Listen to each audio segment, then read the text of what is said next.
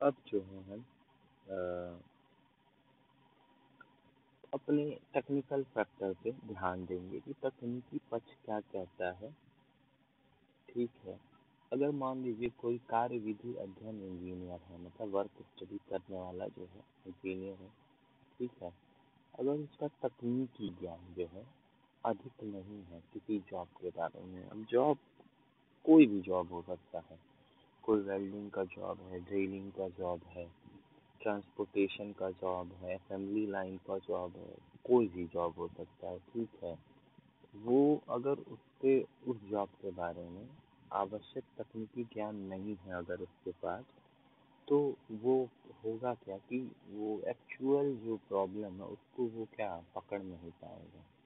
इससे उस समस्या का सही निदान भी वो क्या सॉल्यूशन नहीं दे पाएगा।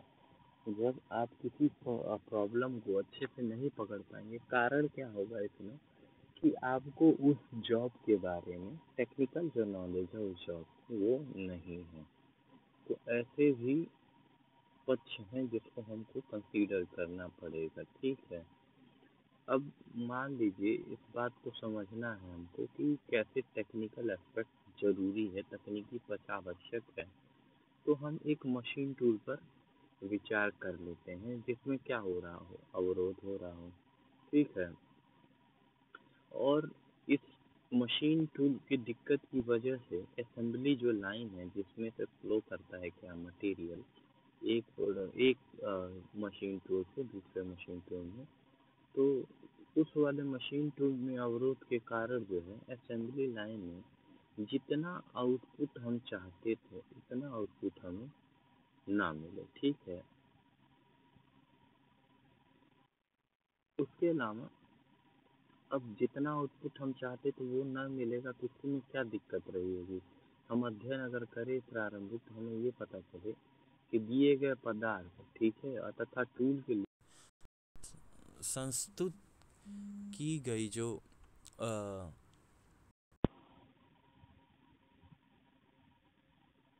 गति और भरण का कार्य है वो सही नहीं हो पा रहा है। गति का मतलब जो स्पीड दी गई थी मशीन टूल का जैसे कि उसे काम करना था वो, और जो भरण का काम है, भरण का काम होता है कि स्टोरेज का, वो काम उसका ठीक नहीं है।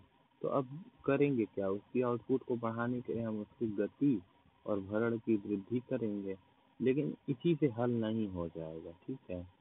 ऐसा भी हो सकता है कि उस गति पर या उस स्टोरेज पर वो मशीन क्या करे, ज़्यादा हिलने लगे। अब ये दिक्कत तभी समझ में आएगी जब किसी इंजीनियर या जो टेक्निकल नॉलेज है वो अधिक हो, कि उसको पता रहे कि अधिक मास होगा तो अधिक इनर्शिया आएगा और वाइब्रेशन भी बढ़ सकता है इसकी वजह से। तो उसको क्या करना पड़ेगा, मशीन को उच्च गति या अधिक गति पर काम करने के लिए उसको दृढ़ बनाना पड़ेगा। क्या बनाना पड़ेगा, रिजिड करना पड़ेगा। ठीक है। सिर्फ गति बढ़ाने से उत्पादन बढ़ जाए ये जरूरी नहीं है। क्यों, क्योंकि हो सकता है उत्पादन बढ़ जाए परंतु गुणवत्ता में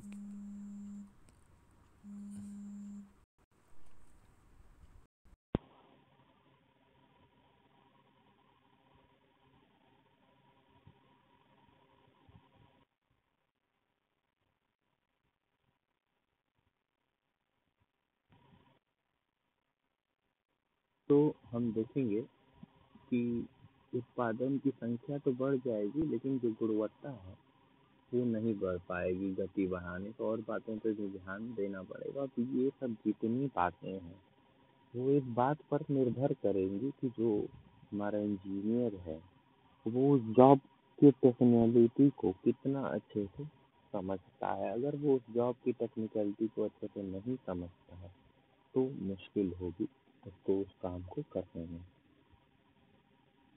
अब तकनीकी पक्ष का चयन करने के कुछ कारक दिए गए हैं। ठीक है। कि आप टेक्निकल एस्पेक्ट को ध्यान से चूज करने के लिए कौन कौन से कॉज हो सकते हैं। तो पहला कॉज जो है वो सतत गुणवत्ता रखने वाले जॉब्स के बारे में है। मतलब ये है कि कुछ ऐसे जॉब्स होते हैं इंडस्ट्री में जिनका जो क्वालिटी है उनको कांस्टेंट बनाए रखना होता है, जिससे दिक्कत ना हो। और सबकी क्वालिटीज़ के साथ आप कॉम्प्रोमाइज़ कर सकते हैं, लेकिन उसकी क्वालिटीज़ के साथ कॉम्प्रोमाइज़ नहीं करना होता है। तो ऐसे जॉब्स की गुणवत्ता बनाने के लिए आपको क्या करना पड़ेगा, इस पर ध्यान देना पड़ेगा। अब कुछ ऐसी संक्रियाएँ भी होती हैं, ऐसा प्रोसेस भी होता है जिनमें अधिक स्क्रैप बनता है, ठीक है। स्क्रैप का मतलब होता है कि कितना वो खराब सामान से निकल रहा है, कितना कचरा वो निकल रहा है। जैसे हम मान लीजिए मशीनिंग कर रहे हैं, तो जब मशीनिंग हम कर रहे होते हैं किसी लैथ मशीन पे, हम मान लीजिए कटिंग कर रहे हैं, उसके अंदर नर्लिंग कर रहे हैं, स्टेचिंग कर रहे हैं, ठीक है। तो इन सब में चिप्स निकलते हैं, तो जो चिप्स है ना वही स्क्रैप कहलाता है, ठीक है। तो कुछ ऐसे प्रोसेस जिसमें इसी तरह के और भी बहुत सारे प्रोसेस हैं। फॉर एग्जांपल आप कटिंग कर रहे हैं किसी स्ट्रक्चर को बनाने के लिए, वहाँ आपको भी स्क्रैप अधिक मिल रहा है। तो ऐसे भी प्रोसेसेस को आपको ध्यान में रखना पड़ेगा। अब मान लीजिए जो जॉब है, कोई ऐसा जॉब है जिसमें ज़्यादा शिकायत मिल रही है कर्मचारियों को कि देखिए इस वाले जॉब में हम लोग को बहुत सारी दिक्कतें आ रही हैं करने में। तो उस जॉब का कार्य अध्ययन को के पक्ष को भी आपको देखना पड़ेगा। फॉर एग्जाम्पल कोई इंसान कहे कि सर बार बार हमको मतलब वेल्डिंग करने में बहुत दिक्कत आ रही है, क्यों? क्योंकि बहुत यहाँ नमी बढ़ी हुई है इस वर्क प्लेस की। तो और ऐसी शिकायत सभी वेल्डर करने लगे, तो इसका मतलब ये है कि वो वाला जो जॉब है वेल्डिंग का, वहाँ पे आपको ध्यान देने की ज़रूरत है। तो ये सब जो था इतना ओवरऑल टेक्निकल एस्पेक्ट के बारे में था।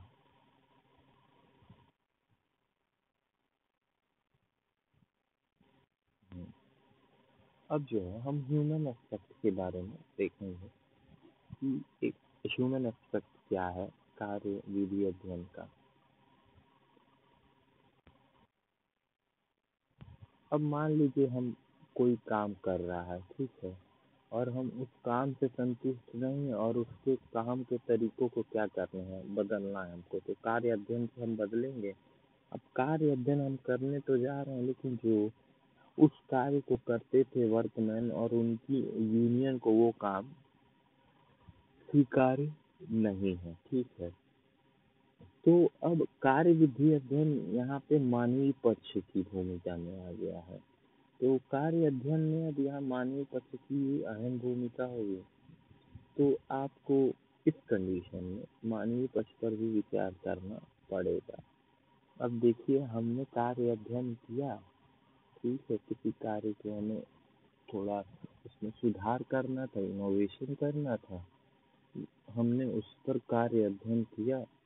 कार्य अध्ययन के बाद हमने नया तरीका खोज निकाला, नया मेथड हमने पाया कि ये ज़्यादा सही मेथड है पुराने वाले से, इससे हमारी जो प्रोडक्टिविटी है वो बढ़ जाएगी।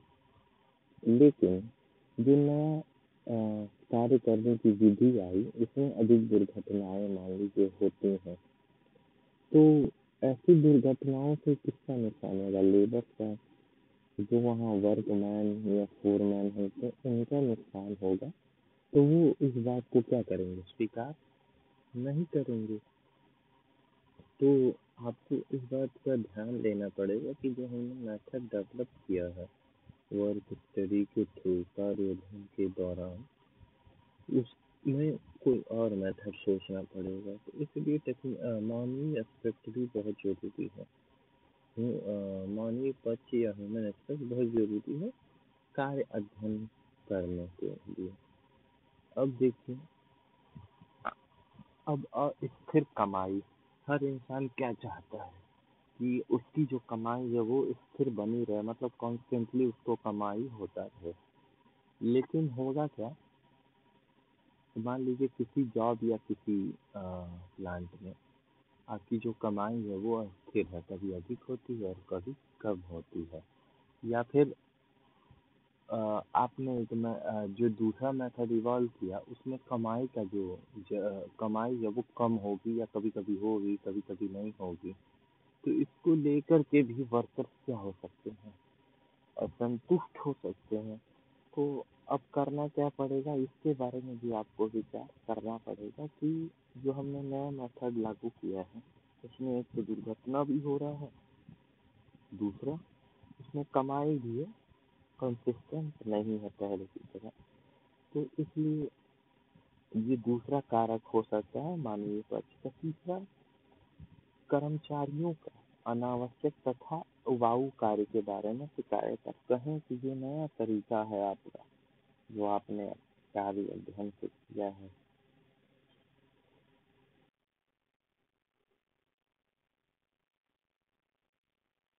जो नया तरीका आपने कार्य अध्ययन के दौरान निकाला है,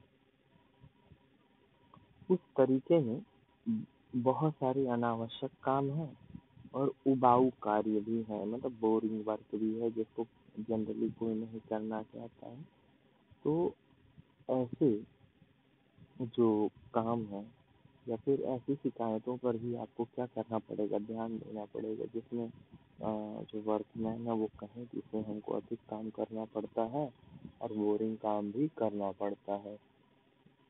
तो ये जितनी बातें थी वो प्री रिक्वेसाइड थी, ठीक है। कुछ महत्वपूर्ण बातें थी, महत्वपूर्ण एस्पेक्ट थे कार्य अध्ययन के समय, ठीक है। जिसमें से हमने देखा कि इकोनॉमिकल एस्पेक्ट, टेक्निकल एस्पेक्ट और ह्यूमन एस्पेक्ट। अब हम लोग आगे बढ़ेंगे। अगला जो हमारा टॉपिक होगा वो होगा टेक्निक्स ऑफ वर्क स्टडी के बारे में।